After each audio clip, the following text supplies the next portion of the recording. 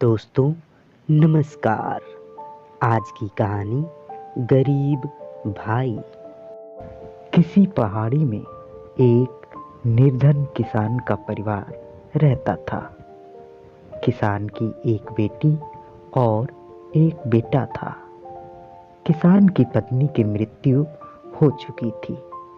अपने दोनों बच्चों का लालन पोषण वह स्वयं करता था। समय के साथ साथ बच्चे बड़े हो गए। बेटी बड़ी थी, सो किसान को उसके विवाह की चिंता सताने लगी।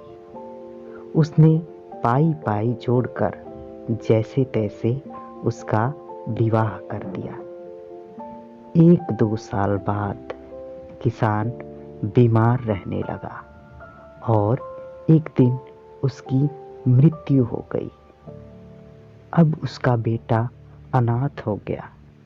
उसकी दीदी को अब भाई की चिंता सताने लगी, क्योंकि उसका ससुराल भी ज़्यादा संपन्न नहीं था।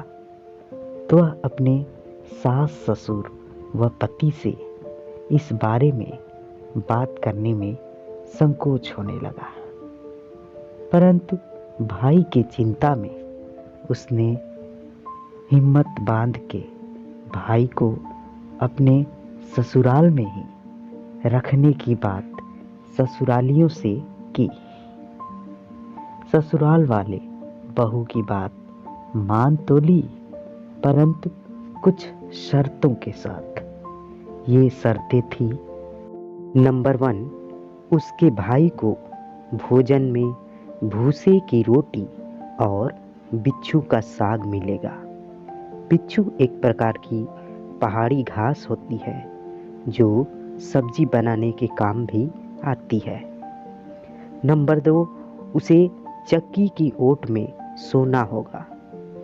नंबर 3, मवेशियों को चराने की जिम्मेदारी उसकी होगी। बहन को ये बातें बिल्कुल भी उचित नहीं लगी, परंतु भाई प्रेम और उसकी अकेले रहने की चिंता में उसने यह शर्तें मान ली। भाई ने भी परिस्थिति के अनुसार मन पसीज के यह शर्तें मान ली। अब भाई अपनी बहन के ससुराल में रहने लगा। धीरे धीरे भाई अब उस परिवेश में घुल मिल गया। वह दिन में मवेशियों को चराने जंगल जाता और रात को भोजन में मिली भूसे की रोटी और बिच्छू की सब्जी खाकर वहीं चक्की की ओट पर टाट बोरी बिछा के सो जाता। ऐसे ही वक्त बीतता गया। एक दिन मवेशियों को जंगल में चराते चराते उसे एक अनजान व्यक्ति मिला। उस व्यक्ति ने उसे उसके साथ चलने को कहा। पहले तो उसने साथ आने से मना किया, परंतु जब उस अजनबी ने उसे अच्छा काम और अच्छे भविष्य का लोभ दिखाया तो वह सोचने लगा कि बहन के घर में बोझ बनने से अच्छा कहीं और काम करके धन कमाया जाए। उसने चलने की हामी भर दी। दोस्तों, आप ये एक कहानी मेरी जुबानी के माध्यम से सुन रहे हैं। यदि चैनल अच्छा लगे, कहानी अच्छी लगे तो प्लीज़ सब्सक्राइब करें, लाइक करें।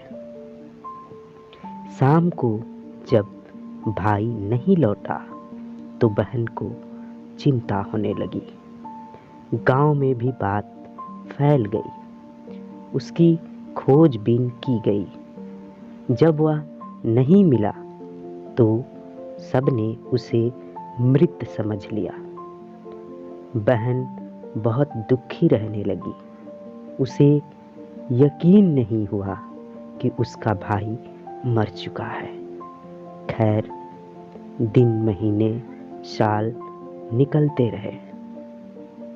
धीरे धीरे वह अपने भाई को भुलाती रही।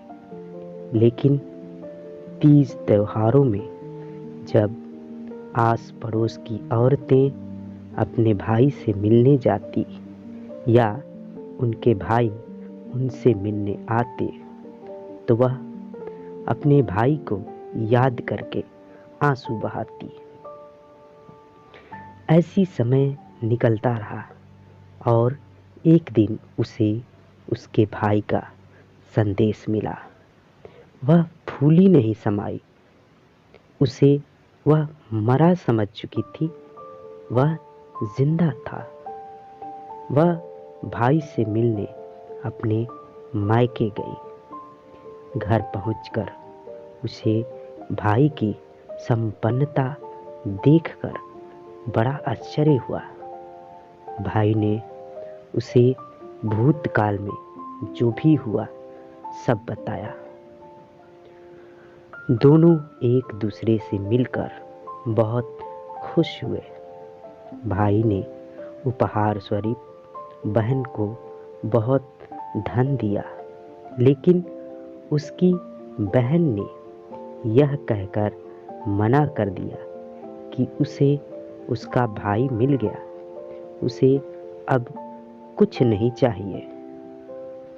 जब उसने धन लेने से मना किया तो भाई ने उसे 2 गायें और 1 भैंस देनी चाहिए। तो बहन ने वह रख ली। भाई खुश हुआ कि बहन ने उसकी एक उपहार स्वीकार कर लिया। उसने गाय के गले में घंटी बांध दी और बहन के साथ भेज दिया।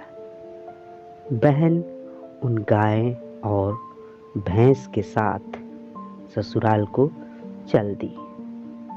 सुनसान रास्ते में गाय के गले में बंधी घंटी का स्वर बहन को अच्छा लग रहा था। उसे लगा जैसे घंटी से आवाज आ रही हो, भूसे की रोटी शीशुड़ की साग खाएगा, हाँ दीदी हाँ, चक्की की ओट में सोएगा, हाँ दीदी हाँ, झाड़ू की मार सहेगा, हाँ दीदी हाँ। घंटी मानो यही बातें बोल रही हो, यह सोचकर वह जोर जोर से हंस पड़ी। तो दोस्तों, ये थी आज की कहानी। मिलते हैं एक और कहानी लेकर। तब तक के लिए नमस्कार, जय हिंद, वंदे मातरम।